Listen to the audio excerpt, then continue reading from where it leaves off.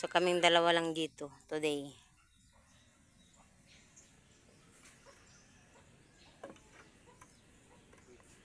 Hawiran anak. Anak. Okay. Hello guys, so ayan, ako ngayon ay assistant ni Chris ng kalahating araw lang naman. So half day, ako ang kasama niya, ako ang tutulong at ako ang ng mga ganyan, ako ang maghahawak ng kanyang ipapako na. So sanay na po ako sa ganito mga gawain kasi nung gumagawa kami ng bahay ni Chris, ang aming munting tahanan na hindi natapos-tapos, tapos ngayon ay sirang-sira na din, ay kami lang talaga dalawa ang gumagawa. So itong kahoy na ginagamit ng aking kapitbahay ay star apple. Sobrang tigas niya guys. Hindi siya pwedeng pakuin ng pako na ordinary. Dapat ang gagamiting pako dito ay yung concrete na pako. Kasi hindi talaga hindi tumatalab yung pako na ordinary. Matitiko lang siya. Yung matiko ba? Hindi ko alam kung ano sa Tagalog yun. Basta yun na yun. Yung parang mabali lang siya. So, sobrang tigas pala ng star apple na kahoy, pero ang ganda niya, ang ganda din ng kulay niya kasi para siyang ayan, tingnan niyo ang kulay, ang ganda ng kulay ng star apple, pero sobrang tigas lang talaga. So, ayan po, ang ordinaryong pako na binili nung una na hindi nagagamit kasi hindi ito matalab talaga, magbabounce lang.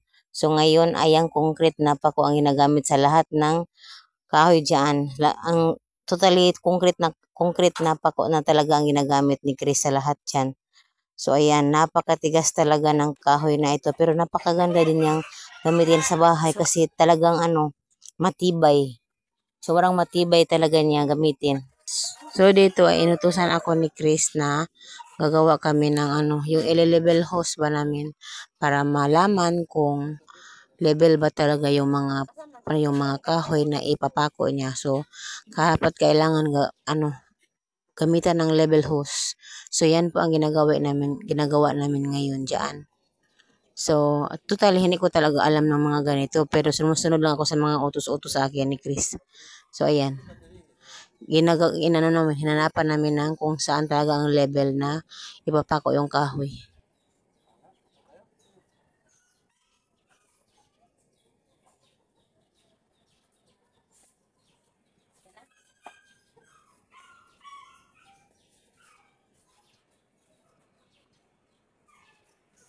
Level. Alam nyo guys, yung bahay namin ayun. Yun ang bahay namin, hindi tapos. Pero bulok na yung ibang part ng bahay namin. Pero, yan din, si Kristen ang gumagawa niyan. Pero hindi natapos kasi ang pera si Lolo Rick. Yan, kasi may pera sa napapatapos sinugal man, naperde noon, nawala. Tapos hindi pa siya noon, ganito. Okay pa siya. So, yung bahay namin, kami lang dalawa ni Chris talaga ang gumagawa yan. As in, kami lang dalawa. Ako ang ng kahoy. Ako ang hawak. Yung scene din, ako ang sa kanya ng scene. Basta kami lang dalawa. Ako ang sa baba, siya sa taas. Yun.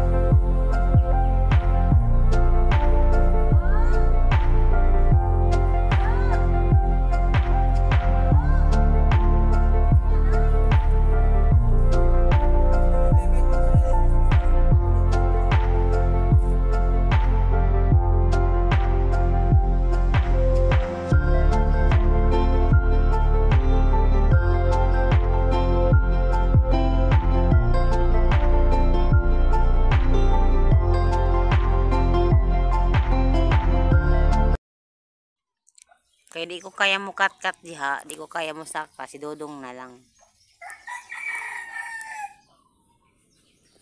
Ako ay takot sa height, kahit ilang pulgada. Hoy, mira daw.